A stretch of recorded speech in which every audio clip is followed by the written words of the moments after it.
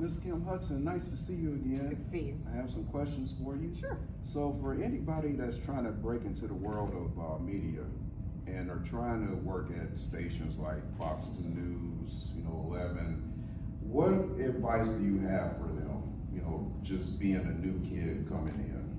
So one thing I would recommend, it's very rare these days. It's starting to become a little bit more prevalent only because, some of the other guests have mentioned how the media landscape has changed, and really the word that hasn't been mentioned yet are budgets. Budgets are dropping. So that means that they are paying less. If you're paying less, that means people who have more experience are not willing to work for that little money. So they are willing to bring in people who have a little less experience. However, places like Fox 2, chances are they are not going to hire you unless you worked somewhere else first. So even though I was working there as an engineer, they were not going to put me on air without a tape from somewhere else. So I worked at STL TV, which technically was my small market experience like Paducah or Springfield, or because of the viewership, only the people within the city of St. Louis could see that channel. So I was able to make certain mistakes without it blowing up into a big viral moment. So I do recommend that you go somewhere that is like an STL TV, or you go to a smaller market so that you can learn some things, you can hone your craft, you can get some tips, and then go ahead and try to submit your resume for bigger markets. One of the things that I cannot stand that people say about Gayle King on CBS Mornings is, oh, she only got her job because she's Oprah's friend. If you look at her resume, she worked at all the smaller markets. She worked in Baltimore. She came up through the markets before she got up to network. They weren't gonna hire her just because she was Oprah's friend. She actually had a resume. So go ahead and work somewhere else in a smaller market, make your mistakes, learn some things, build some connections, get some coaching, and move up. Something else I recommend, invest in coaching. So I've had coaching on everything from how to anchor, how to speak, how to report. I've had coaching on how to build my resume, interview skills, invest in coaching. It'll cost some money, but it's worth it. So as a news anchor, what are the differences between anchoring in St. Louis and a bigger market like Philadelphia? I would say not much. The standards are going to be high no matter where you work. You may need to demonstrate in your interview that you know about that market that you're trying to go to.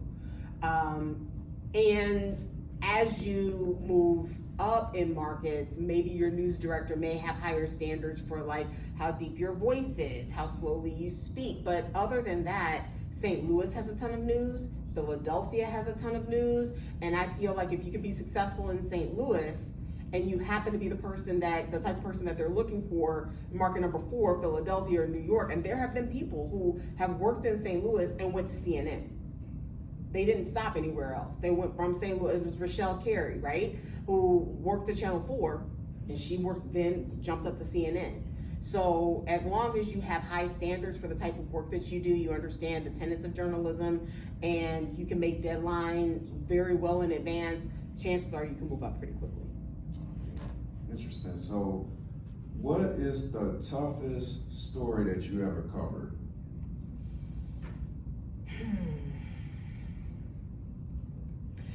Toughest how? Do you mean like the toughest to get information for, or emotionally draining? Emotionally draining. I remember, I'll never forget the first story I worked on in which a child died in a fire. Wow. What can you give us some details? It was a multi-story, I think a 3-story house. We got there and we did not know the status of the child yet. And as we were out there, we learned that the child died. And then we found out that the fire may have started because a teenage relative was smoking in the basement. So trying to hold it all together, the injustice of all that, even feeling for the teenage family member, knowing that they would have to carry this for the rest of their lives. That was pretty tough, but you cannot there's room for showing empathy on air, but you can't make the story about you. Mm. You have to, if you, and I have cried on air at times, but if you can, hold back the tears, deliver the news, show empathy, and make sure you center the victims of the story. And as a news anchor, how many hours, like on average, do you work? It's an 8-hour shift, 8 to 9 hour shift. I go in at least 2 hours in advance. So when I was anchoring here in St. Louis and I was sitting at the desk delivering the news, I would go in more like 2.5 hours in advance. We have this online thing called a planner, and it has a list of all the stories that we're tracking. They may not air, but we're tracking for the day. And I would go through each one just to read whatever was in the planner. Actually, the prep started before that. So when I wake up, getting dressed, putting on my makeup, I would listen to the newscast from the night before because I work morning show. There are some people who do stay up to watch the nighttime newscast. I'm not one of them. So the beautiful thing about streaming now is they'll replay the previous night's newscast over and over and over again online.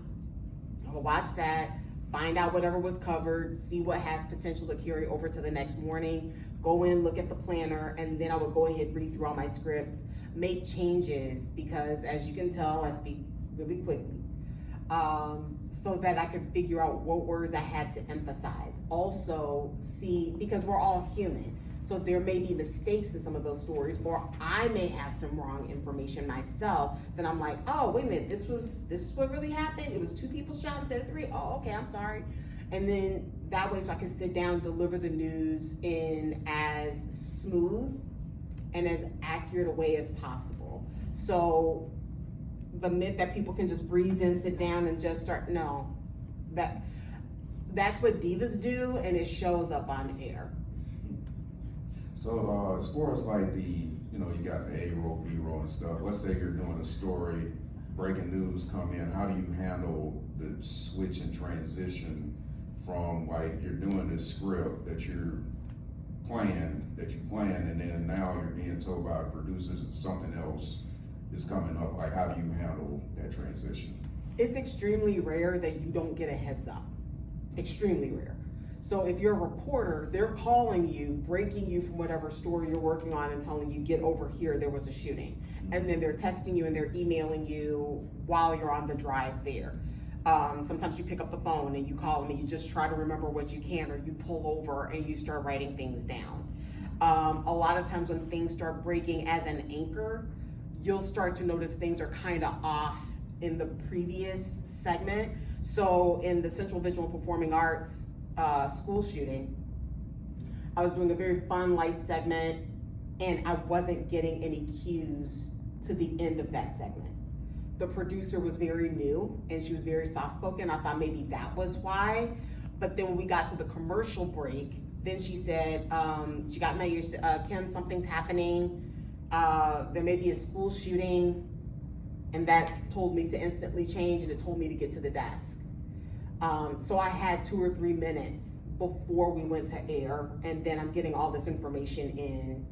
And then also I jumped on my laptop and I could see the stuff was starting to filter into the planner. So it's very rare that you don't get a heads up. So don't worry about it. Somebody's gonna give you a heads up if there's some breaking news, and they don't want you to go on air saying, okay, some news broke, I don't know what happened. They're gonna tell you at least a little bit what to say. And then you'll have the opportunity to log into your social media, start sending texts to your contacts, and to try to get more information in as the day goes on. Well, Ms. Hudson, to wrap this up, how can people contact you? Please feel free to send me a text anytime at 314-252-1597. Send me a text anytime, 314-252-1597. And my email is khudson with a D, khudsonmedia@gmail.com. All right, well, Kim Hudson, it was a pleasure to meet you again. And this time I'm not gonna forget your cell phone. Please don't, Marcus, I appreciate it. All right.